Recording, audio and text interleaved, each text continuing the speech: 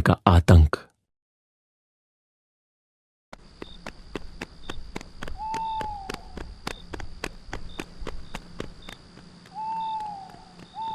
भागो, बोना आ गया। भागो, बोना आ गया।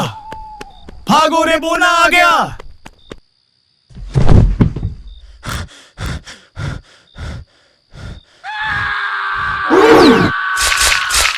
आज पूरे 5 साल बाद मैं घर जा रहा हूँ। कितने समय बाद मम्मी पापा को देखूंगा। पता नहीं ये ट्रेन कब आएगी। हेलो। हाँ माँ, कैसी हो तुम? मैं बस स्टेशन पर ही खड़ा हूँ। आप टेंशन मत लो, मैं 7 बजे से पहले घर पहुँच जाऊंगा। मुझे पता है कि 7 बजे के बाद गांव में घूमना मना है, पर माँ ऐसा क्या है जो 7 बजे के बाद कोई गांव में घूमता नहीं है? तू ज्यादा सवाल मत कर, बस 7 बजे से पहले घर आ जा। अरे माँ भी ना बहुत डरती है। पता नहीं ये ट्रेन कब आएगी। उसके इतना बोलते ही ट्रेन की हॉर्न बजती है और तेज रफ्तार से ट्रेन स्टेशन पर आके रुकती है। विवेक अपना सामान लेके ट्रेन के अंदर चढ़ता है और विंडो सीट पर जाके बैठ जाता है। आज ट्रेन कुछ ज्यादा ही लेट थी, मानो कोई चीज थी जो विवेक को 7 बजे से पहले घर नहीं भेजना चाहती थी। ट्रेन धीमी गति से चलने लगी। शाम के 6 बज गए हैं। विवेक का घर अभी भी कम से कम 2 घंटे की दूरी पर है। इतने में ही विवेक का फोन बजता है। उसकी माँ उसे बार बार फोन कर रही है। माँ, मैं बस पहुंच ही रहा हूँ और मेरे फोन में बैटरी भी कम है। आप बार बार कॉल मत करो, मैं बस आ रहा हूँ। इतना बोलते ही विवेक ने फोन कट कर दिया। थोड़े ही देर में ट्रेन तेज रफ्तार से निशांतगढ़ पहुंच गई। विवेक अपना बैग लेके घर की तरफ चल पड़ा। पूरे गांव में एक अजीब सा सन्नाटा था। इंसान तो क्या, जानवर भी सड़क पर नहीं दिख रहे थे। विवेक सुनसान सड़क पर चला जा रहा था। ठंडी तेज हवाएं उसके बदन को छू रही थी। तभी उसे लगा कि कोई उसके पीछे धीमे कदमों से चला आ रहा है। ये महसूस होते ही विवेक का गला सूख गया। उसके सिर से पसीना छूटने लगा, पर उसे पीछे देखने की हिम्मत ही नहीं हुई। विवेक तेज कदमों से घर की ओर बढ़ने लगा। जैसे ही विवेक घर के नजदीक पहुंचा, तभी किसी ने पीछे से उसका पैर पकड़ लिया। विवेक वहीं जम गया। उसका दिल इतनी तेजी से धड़क रहा था कि वो उसकी आवाज अपने कानों से सुन सकता था। तभी किसी ने उसका पैर जोर से खींचा और वो जमीन पर गिर पड़ा। विवेक पूरे जोर से चिल्लाया, माँ, हाँ माँ, बचाओ, कोई है, बचाओ। जैसे ही उसने सामने देखा, उसे एक 3 फुट का आदमी दिखाई दिया जो फटे हुए कपड़ों में था। उसके हाथ पैरों से खून निकल रहा था, मानो जानवरों ने उसे नोच नोच के खाया हो। उसकी आंखों से भी खून टपक रहा था और वो इतना डरावना लग रहा था, मानो नरक से कोई आत्मा आके उसके सामने खड़ी हो गई हो। जैसे ही वो विवेक के पास आता है, उसे एक जोर से झटका लगता है और वो भयानक सी चीख के साथ गायब हो जाता है। विवेक कुछ समझ नहीं पाता और फटाफट खड़ा होके अपने घर भाग जाता है। विवेक घबराता हुआ अपने घर पहुंच जाता है। उसके घर के दरवाजे खुले ही थे। उसके मम्मी पापा उसका ही इंतजार कर रहे थे। जैसे ही विवेक घर पहुंचा, उसके मम्मी पापा दौड़ते हुए आए और बोले, विवेक, तू ठीक है ना? तुझे बोला था 7 बजे से पहले आ जाना, 9 बज गए हैं। उस बोने ने तुझे कुछ किया तो नहीं ना? तू ठीक है बेटा? बोना?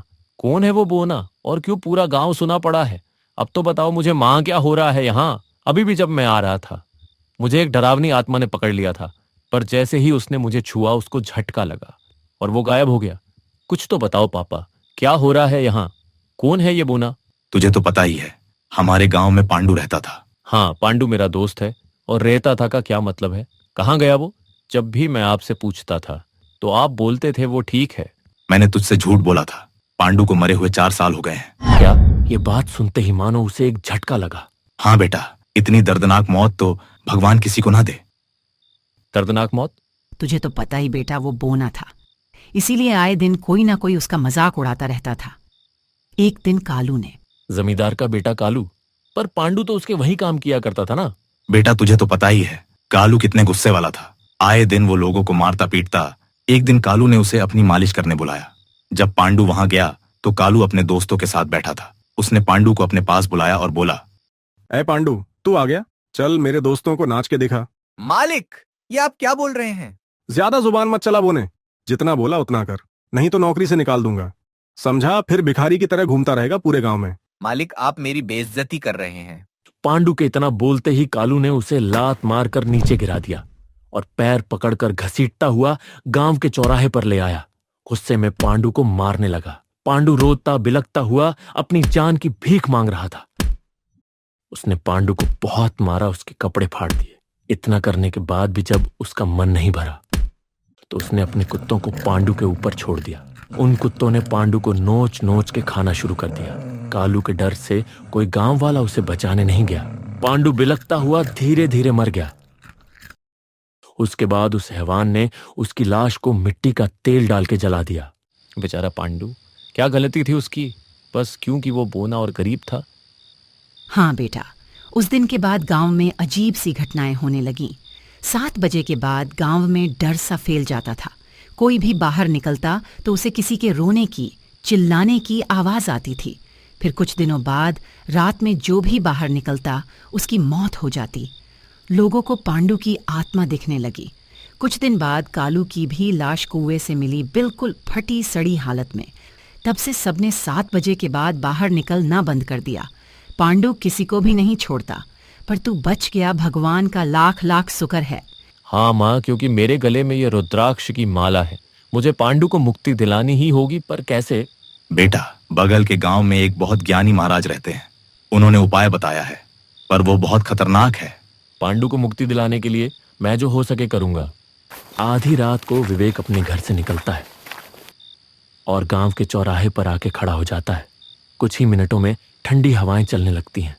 विवेक के पीछे हल्की सी हलचल होती है। वो समझ जाता है ये पांडु ही है। वो पीछे मुड़ के देखता है तो पांडु उसे गुस्से से देख रहा होता है, जो बहुत ज्यादा डरावना लगता है। पांडु को देख के वो बोलता है, पांडु, मैं तुम्हारा दोस्त विवेक, तुमने पहचाना मुझे? इतना बोलते ही पांडु जोर से चिल्लाया और विवेक की ओर बढ़ा। उसने विवेक को जोर से जमीन पर पटक दिया, उसे नोचने लगा। तभी विवेक अपने जेब में हाथ डालकर भभूत निकालता है और बोने शैतान पर डाल देता है। भभूत डालते ही पांडु जोर जोर से चिल्लाने लगता है, मानो जैसे भभूत की वजह से वो कमजोर पड़ रहा हो। तभी विवेक उस भभूत से पांडु की आसपास एक घेरा बना देता है। तभी विवेक के मम्मी पापा और महाराज वहां आ जाते हैं। महाराज जोर जोर से मंत्र पढ़ने लगते हैं। तभी गांव वाले भी वहां इकट्ठे हो जाते हैं। सब लोग खड़े खड़े बस बोने शैतान की मुक्ति देख रहे होते हैं।